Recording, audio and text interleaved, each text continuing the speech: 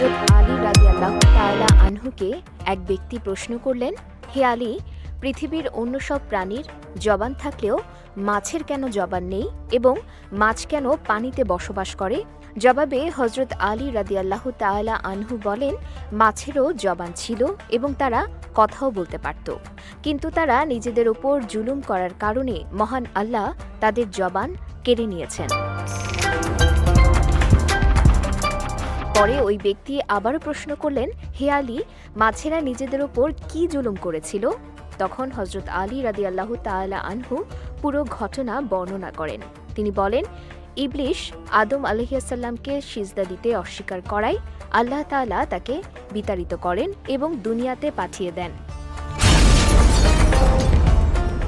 কিন্তু ইবলিশ দুনিয়াতে আসার পর সব ধরনের প্রাণীদের কুমন্ত্রণা দিতে লাগলো।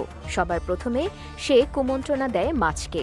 ইবলিশ মাছকে বলে, সাবধান, মানুষ এসে পৃথিবীতে জুলুম অত্যাচার করে ঘুরে বেড়াবে, তোমাদের জীবিত অবস্থায় টুকরো টুকরো করে কেটে খাবে। সে সময় মাছেরা জল ও স্থলে চলাচল করতে পারত এবং কথাও বলতে পারত।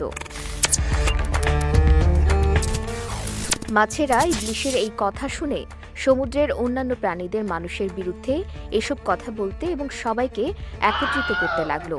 তখন মহান আল্লাহ তাআলা মাছের কথা বলার ক্ষমতা কেড়ে নেয়ার পাশাপাশি স্থলে চলাচলও বন্ধ করে দেন। এরপর থেকে মাছ আর কথা বলতে পারে না এবং শুধু পানিতেই বাস করে। শুধু তাই নয়, মাছের জন্য মহান আল্লাহ নতুন একটি বিধান জারি করেন, তা হল মাছ জবাই করে খাওয়ার প্রয়োজন নেই।